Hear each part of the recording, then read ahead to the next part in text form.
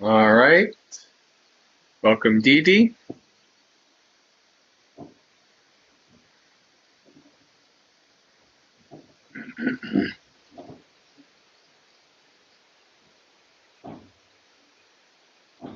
Namo tassa bhagavato arahato samma sambuddhassa. Namo tassa bhagavato arahato samma sambuddhassa.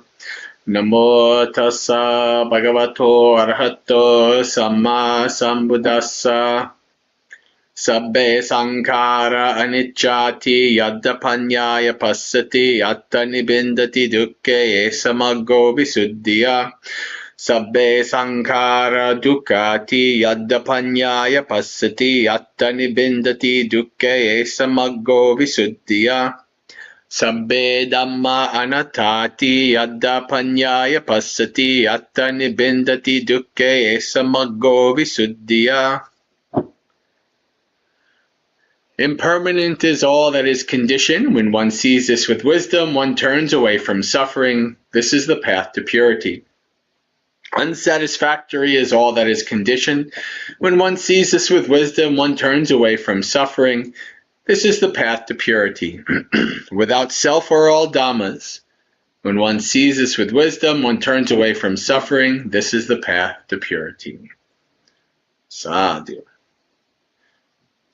Hello, Tom. My checkup went well, Dee Dee. Other than being a good amount overweight, I'm quite healthy. Blood works fine, everything's good. Otherwise, I'm healthy. All right, so we will, in about a minute or so, get started with our meditation.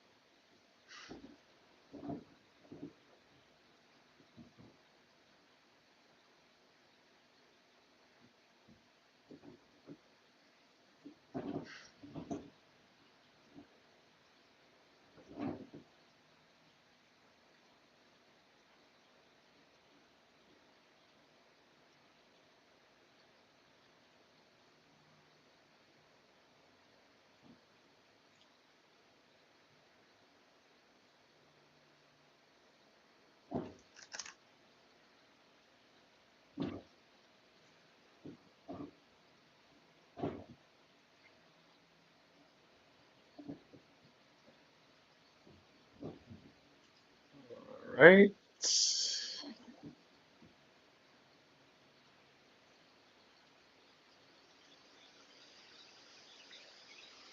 This will be the last Dhammapalooza. Until I go next Monday, I will be in New York City. So I'll have a nice big Buddha Rupa behind me. It'll be a nice background for the next couple months as I'm in New York City with my Indonesian friends. All right, let's get started.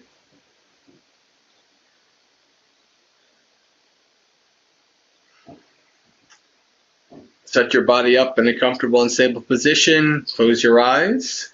Start with mindful scanning of the body, starting from the feet, moving up to the head. Since there's a few of us here and you've all heard my guided meditations a lot before, I'll be doing a minimal one for this. You know how to do the body scan.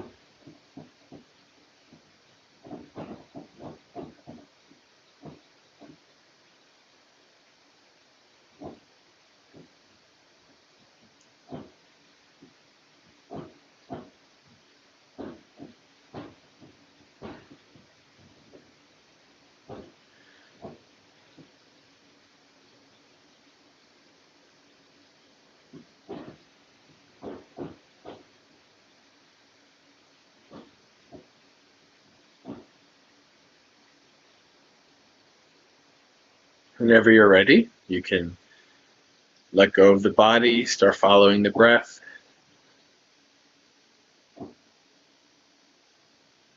Take your 3 deep breaths. Let go.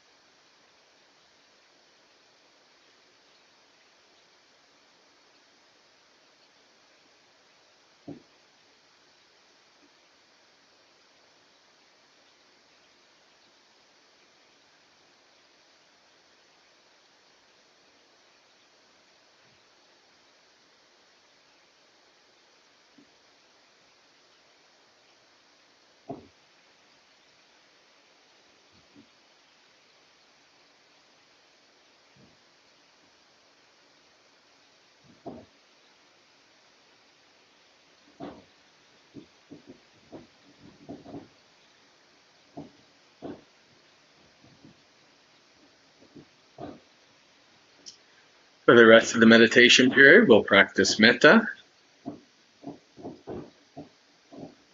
You've all done metta with me before as well, I believe, so I'll do minimal instructions, but we'll start by visualizing this sphere around us, no larger than our body. As we say the words of metta to ourselves, we're filling up that sphere with our goodwill.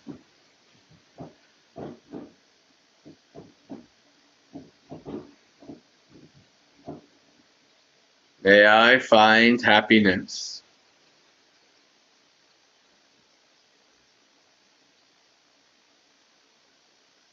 May I find peace.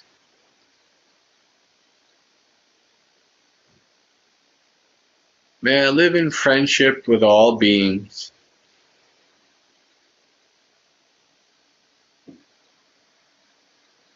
May I find release from suffering.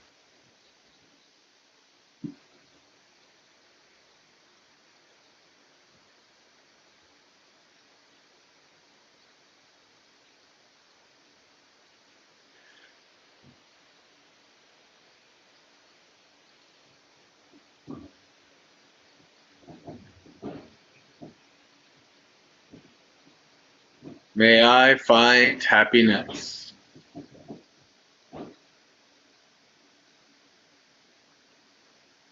May I find peace.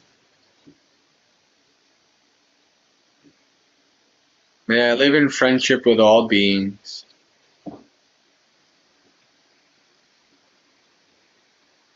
May I find release from suffering.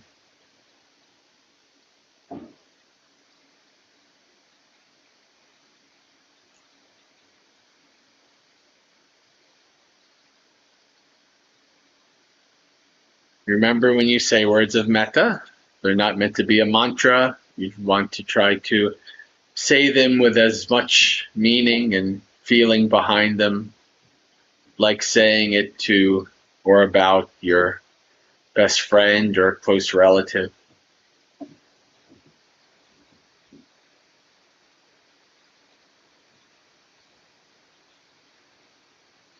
May I find happiness.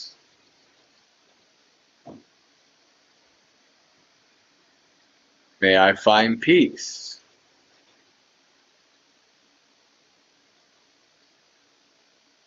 May I live in friendship with all beings.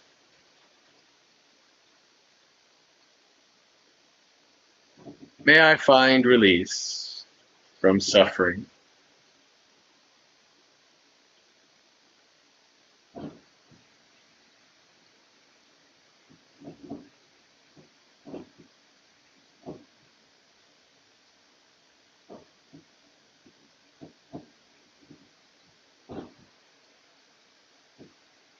Spread your sphere out now to encompass the entirety of whatever building you're in,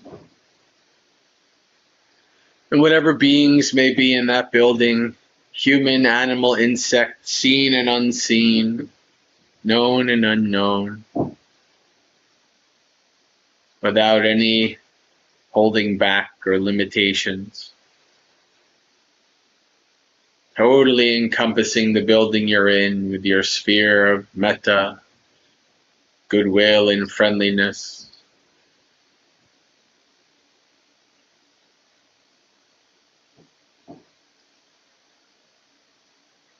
Repeat the words. May all of us in this building find happiness.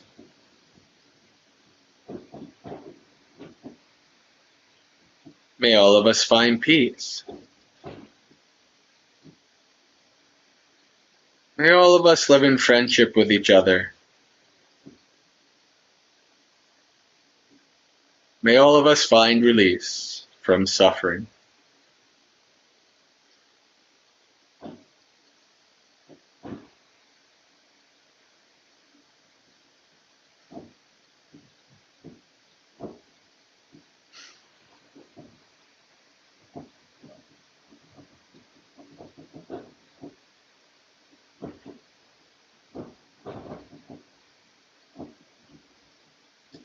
Spread your sphere out to encompass the entirety of whatever town, village, or city you're in.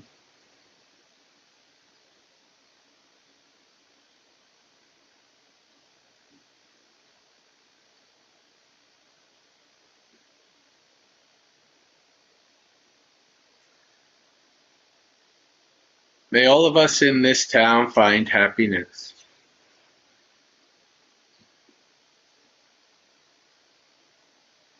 May all of us find peace.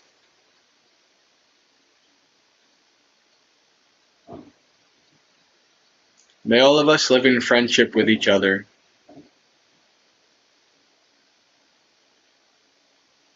May all of us find release from suffering.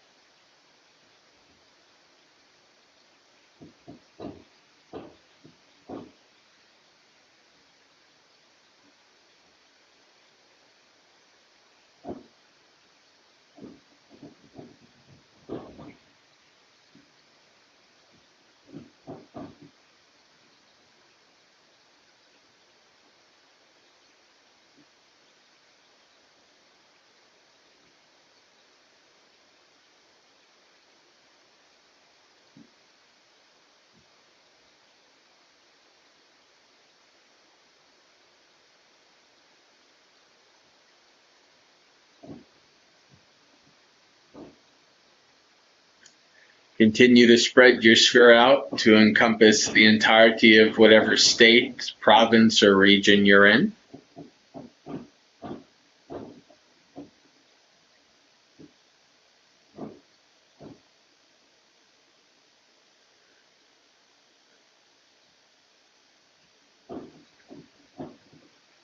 Completely immersing that region and all the beings in it, human, animal, insects, seen and unseen, known and unknown, with your sphere of goodwill and friendliness.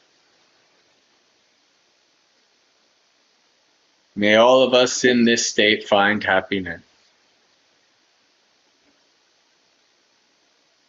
May all of us find peace. May all of us live in friendship with each other.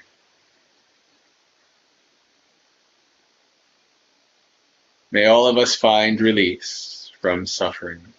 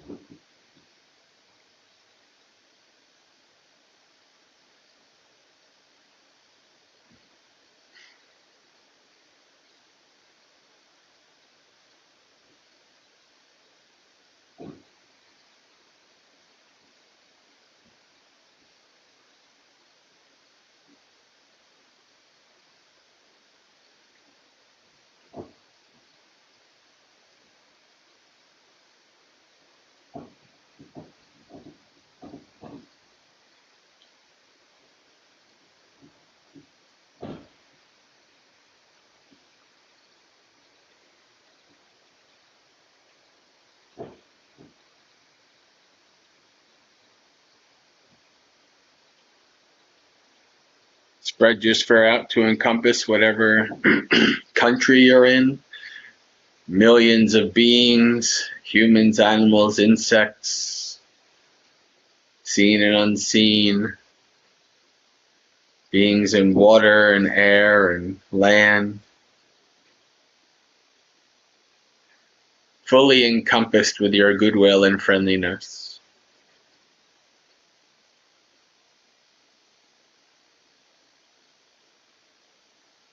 May all of us in this country find happiness. May all of us find peace. May all of us live in friendship with each other. May all of us find release from suffering.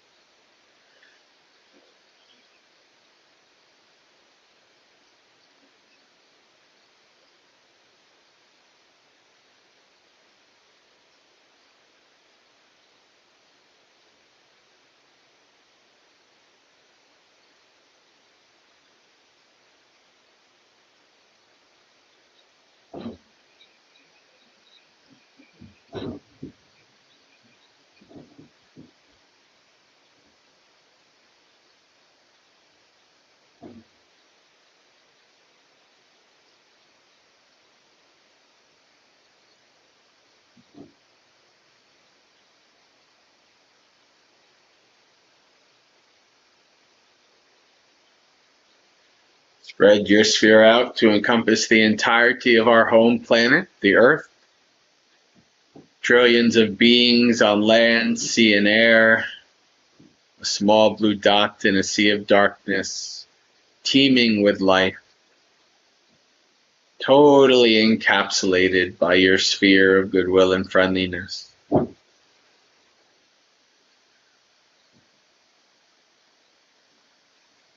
May all of us on this planet find happiness.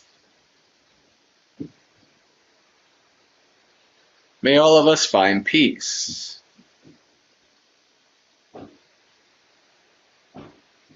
May all of us live in friendship with each other.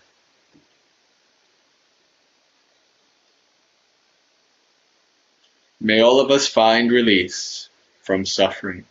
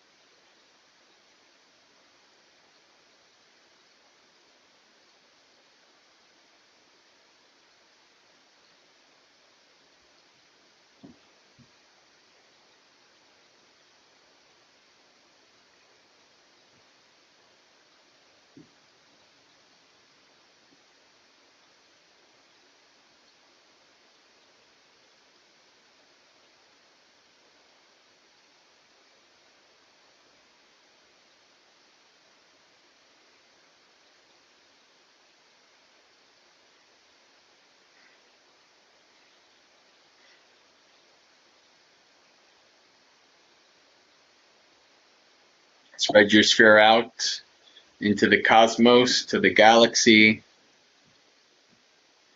fully encompassing our Milky Way galaxy with your sphere of goodwill and friendliness, encompassing all beings, wherever they may be, whatever they may be, in the galaxy.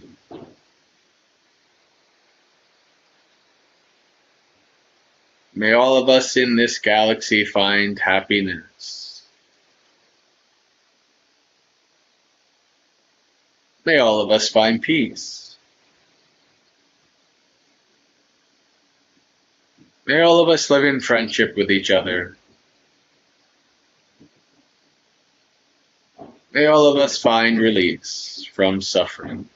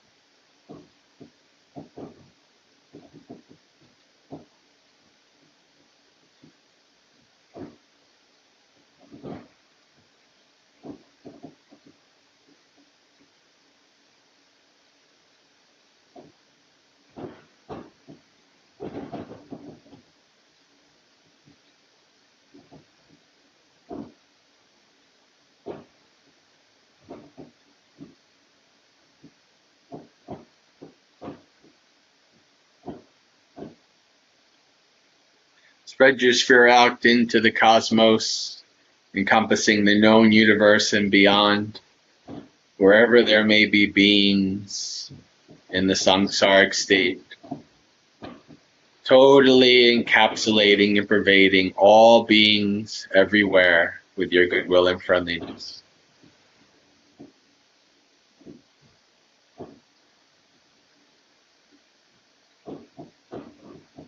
May all of us everywhere find happiness.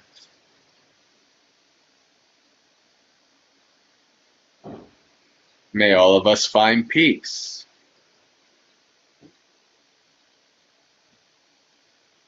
May all of us live in friendship with each other.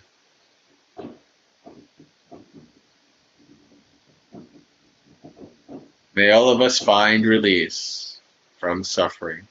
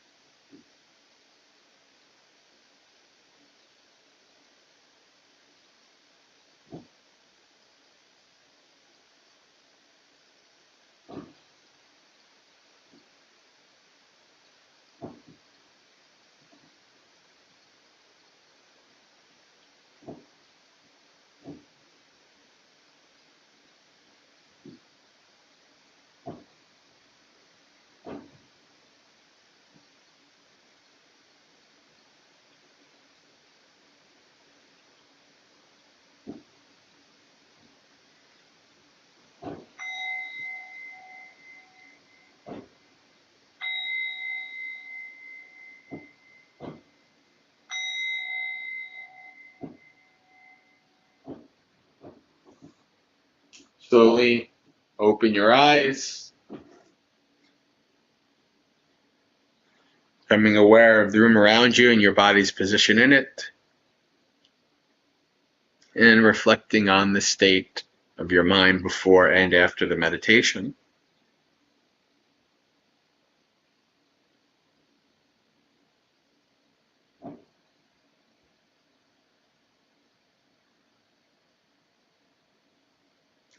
Welcome, Chris and Soma. So it is Monday night, and that means it's time for another festival with the Maggaseka community. It's time for Dhammapalooza. So we have done our meditation. We did a little chanting in the beginning, as always. Now we can continue to read the sutta that we started last week. And if you have any questions, either about the sutta or about just anything in general, meditation, Buddhism in general, etc., you can feel free to put it in the chat. Share screen.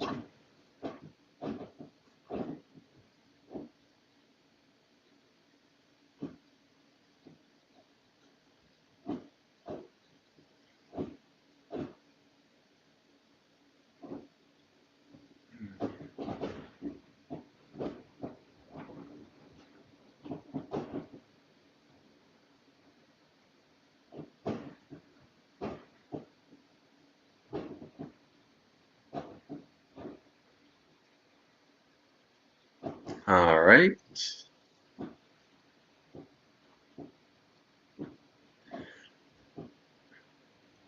So we ended about halfway.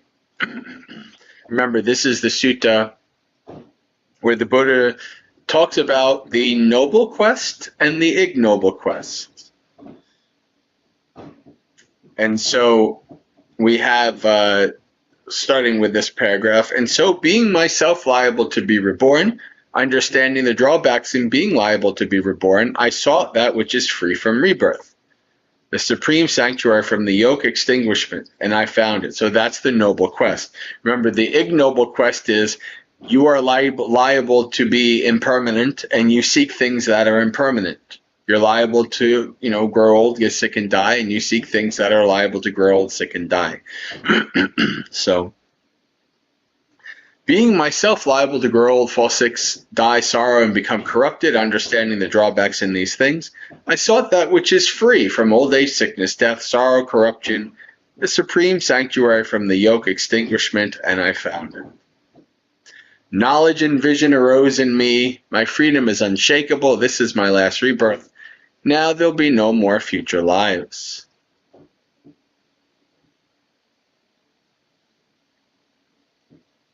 Then it occurred to me, this principle I have discovered is deep, hard to see, hard to understand, peaceful, sublime, beyond the scope of logic, subtle, comprehensible to the astute.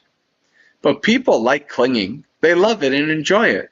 It's hard for them to see this topic. That is, specific conditionality, dependent origination. It's also hard for them to see this topic, that is, the stilling of all activities, the letting go of all attachment, the ending of craving, fading away, cessation, and extinguishment. And if I were to teach this principle, others might not understand me, which would be wearing and troublesome for me. And then these verses, which were neither supernaturally inspired nor learned before in the past, occurred to me.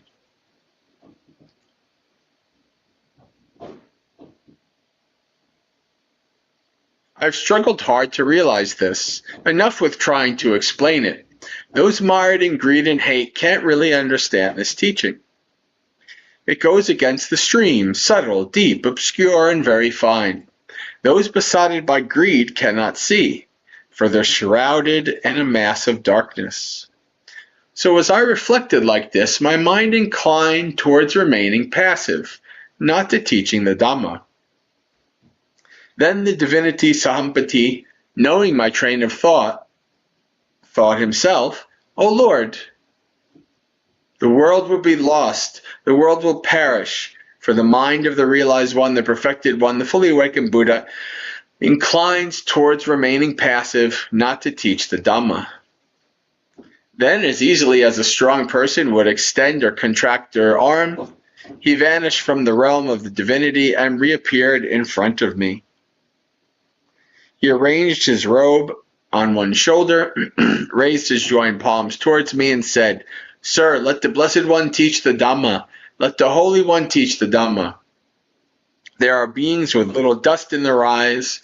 They're in decline because they haven't heard the teachings. There will be those who understand the teachings." That's what the divinity Sahampati said. Then he went on to say, Among the Magadhans, there appeared in the past an impure teaching thought up by the stained. Fling open the door to freedom from death.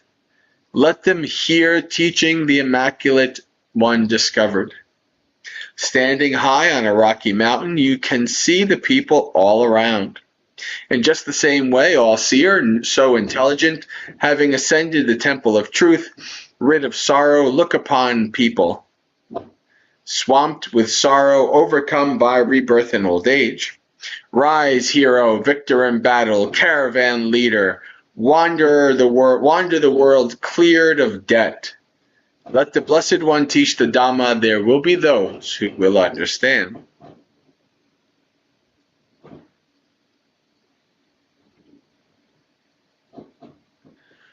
Then, understanding the divinity's invitation, I surveyed the world with the eye of a Buddha because of my compassion for sentient beings. And I saw sentient beings with little dust in their eyes, and some with much dust in their eyes, with keen faculties and weak faculties, with good faculties and bad faculties, easy to teach and hard to teach, and some of them lived seeing the danger in the fault to do with the next world, while others did not. It's like a pool with blue water lilies or pink or white lotuses. Some of them sprout and grow in the water without rising above it, thriving underwater. Some of them sprout and grow in the water, reaching the water's surface. And some of them sprout and grow in the water but rise up above the water and stand with no water clinging to them. In the same way, I saw sentient beings with little dust in their eyes, and some with much dust in their eyes. Then I replied in verse to the divinity Sahampati. Flung open are the doors to freedom from death. Let those who with ears to hear commit to faith.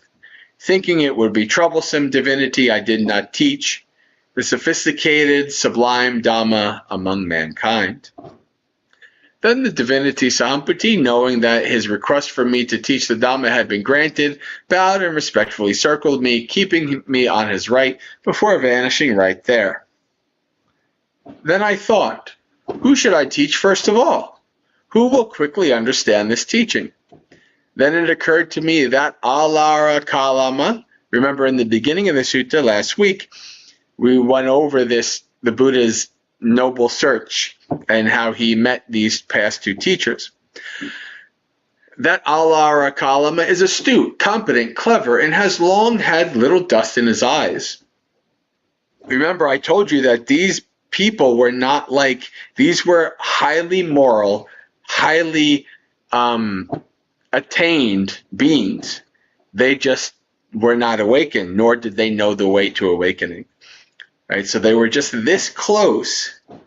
They just needed the Buddha to throw open the doors to the deathless. But alas, why don't I teach him first of all? He'll quickly understand the teaching. But a deity came to me and said, Sir, Alara Kalama passed away 7 days ago.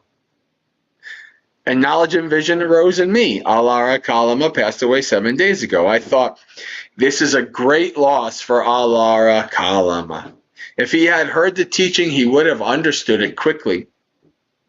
Then I thought, who should I teach first of all? Who will quickly understand this teaching? Then it occurred to me that Uddaka, son of Rama, is astute, competent, clever, and has long had little dust in his eyes. Why don't I teach him first of all? He'll quickly understand the teaching. But a deity came to me and said, Sir, Uddaka, son of Rama, passed away just last night. And knowledge of vision arose in me. Uddaka, son of Rama, passed away just last night. I thought, this is a great loss for Uddaka. If he had heard the teaching, he would have understood it quickly. Then I thought, who should I teach first of all?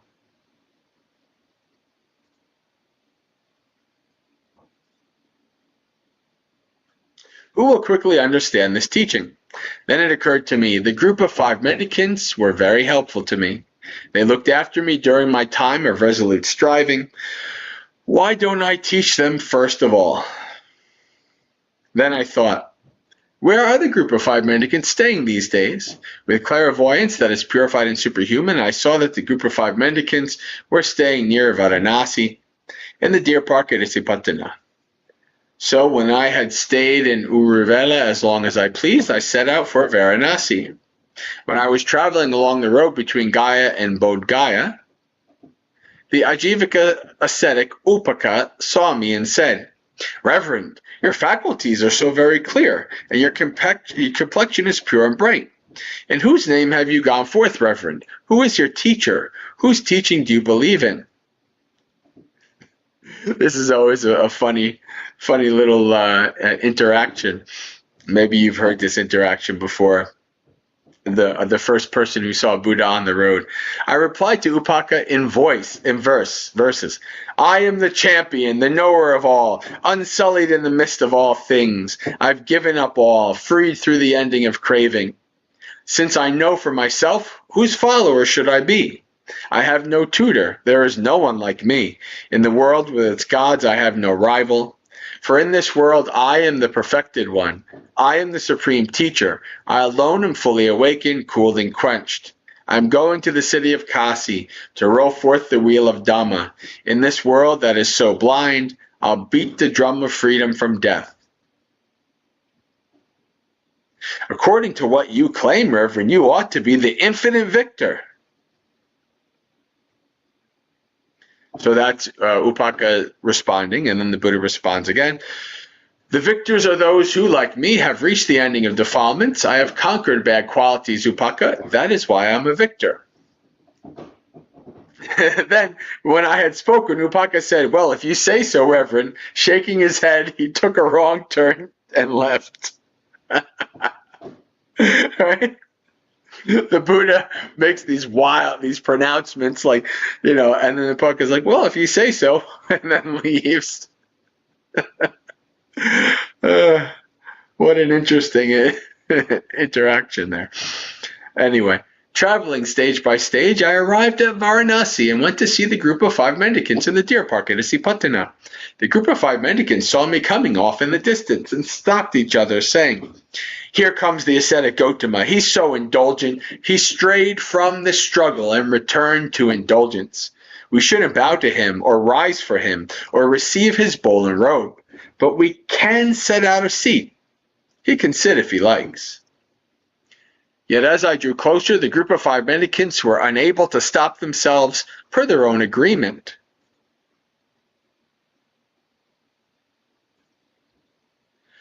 Some came out to greet me and received my bowl and robe. Some spread out a seat, while others set out water for washing my feet. But they still addressed me by name and as Reverend. So I said to them, "Mendicants, don't address me by name and as Reverend. The realized one is perfected, a fully awakened Buddha. Listen up, mendicants. I have achieved freedom from death, and I shall instruct you. I will teach you the Dhamma. By practicing as instructed, you will soon realize the supreme end of the spiritual path. In this very life, you will live having achieved with your own insight the goal for which gentlemen rightly go forth from lay life to homelessness." But they said to me, "Reverend Gautama, even by that conduct, that practice, that grueling work, you did not achieve any superhuman distinction in knowledge and vision worthy of the noble ones. How could you have achieved such a state now that you've become indulgent, strayed from the struggle, and returned to indulgence?" So I said to them, "The realized one has not become indulgent, strayed from the struggle, and returned to indulgence. The realized one is perfected, a fully awakened Buddha. Listen up, mendicants. I have achieved freedom from death. I will instruct you. I will teach you the Dhamma. By practicing as instructed, you will soon realize the supreme end of the spiritual path in this very life." But for a second time they said to me, "Reverend Gautama, you've returned to indulgence." For a second time I said to them, "The realized one has not become indulgent." But for a third time they said to me, "Reverend Gautama, even by that conduct, that practice, that grueling work, you did not achieve any superhuman distinction in knowledge and vision worthy of the noble ones. How could you have achieved such a state now that you've become indulgent, strayed from struggle and indulgence?" So I said to this, "Mendicants, have you ever known me to speak like this before?" "No, sir, we have not." "The realized one is perfected, a fully awakened Buddha. Listen up, mendicants. I have achieved freedom from death. I shall instruct you. I will teach you the Dhamma. By practicing as instructed, you will soon realize the supreme end of the spiritual path. In this very life, you will live having achieved with your own insight the goal of which gentlemen rightly go forth from the lay life to homelessness." I was able to persuade the group of 5 mendicants. Then sometimes I advised 2 mendicants, while the other 3 went for alms. Then those 3 would feed all 6 of us with what they brought back. Sometimes I advised 3 mendicants, while the other 2 went for alms. Then those 2 would feed all 6 of us with what they brought back. As the group of 5 mendicants were being advised and instructed by me like this, being themselves liable to be reborn, understanding the drawbacks in being liable to be reborn, they sought that which is free from rebirth, the supreme sanctuary of the yoke, extinguishment, and they found it. Being themselves liable to grow old, fall sick and die, sorrow and become corrupted, understanding the drawbacks in these things, they sought that which is free from old age, sickness, and death, sorrow, lamentation, sorrow and corruption, and supreme sanctuary from the yoke, extinguishment, and they found it. Knowledge and vision arose in them. Our freedom is unshakable. This is our last rebirth. Now there will be no more future lives. Mendicants, there are these 5 kinds of sensual stimulation. What 5? Sights known by the eye, which are likable, desirable, agreeable, pleasant, sensual, and arousing. Sounds known by the ear, smells known by the nose, taste known by the tongue, touches known by the body, which are likable, desirable, agreeable, pleasant, sensual, and arousing. These are the 5 kinds of sensual stimulation. There are ascetics and Brahmins who enjoy these 5 kinds of sensual stimulation, tied, infatuated, and attached. blind to the drawbacks and not understanding the escape. You should understand that they have met with calamity and disaster, and the wicked one can do with them as he wants. Suppose a deer in the wilderness was lying caught on a pile of snares. You know that it has met with calamity and disaster, and the hunter can do with them as he wants. And when the hunter comes, it cannot flee where it wants. In the same way, there are ascetics and Brahmins who enjoy these 5 kinds of sensual stimulations, tied, infatuated, attached, blind to the drawbacks, and not understanding the escape. You should understand that they have met with calamity and disaster, and the wicked one can do with them what they want. There are ascetics and Brahmins who enjoy these 5 kinds of sensual stimulation without being tied, infatuated, or attached, seeing the drawbacks and understanding the escape. You should understand that they haven't met with calamity and disaster, and the wicked one cannot do what he wants with them. Suppose a deer in the wilderness was lying on a pile of snares without being caught.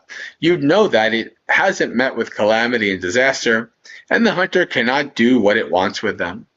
And when the hunter comes, it can flee where it wants. In the same way, there are ascetics and Brahmins who enjoy these 5 kinds of sensual stimulation without being tied, infatuated, or attached, seeing the drawbacks and understanding the escape. You should understand that they haven't met with calamity and disaster, and the wicked one cannot do what he wants with them. Suppose there was a wild deer wandering in the forest that walked, stood, sat, lay down in confidence. Why is that? Because it's out of the hunter's range.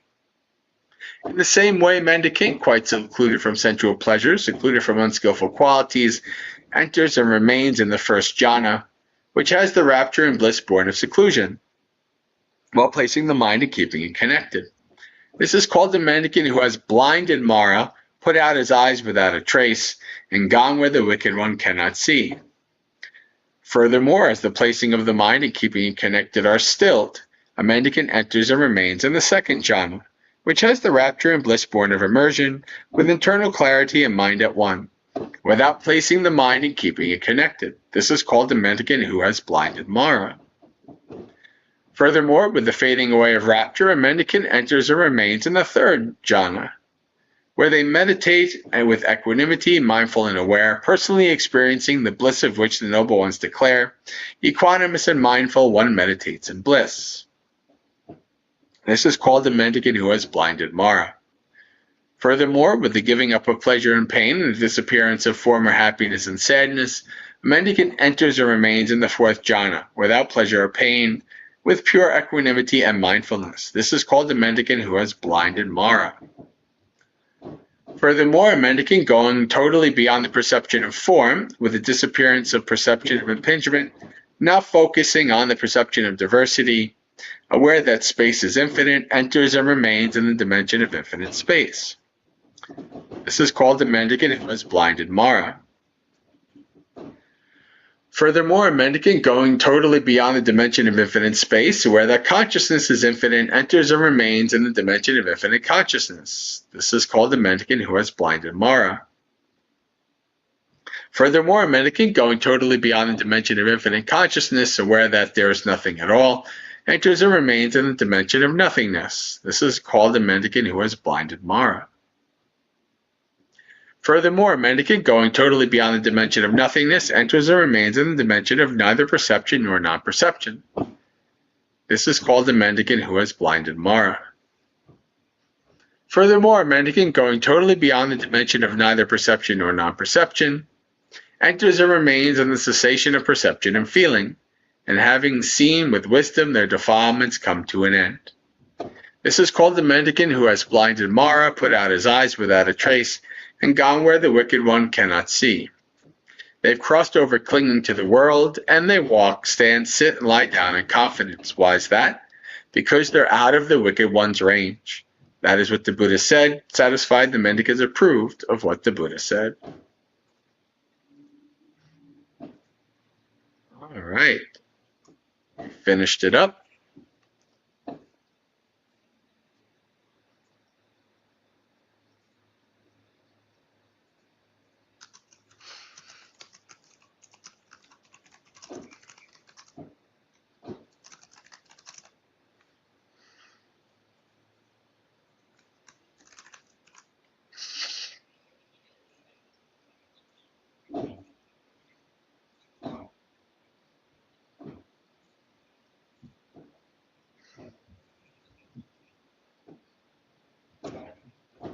Hello, Gregory.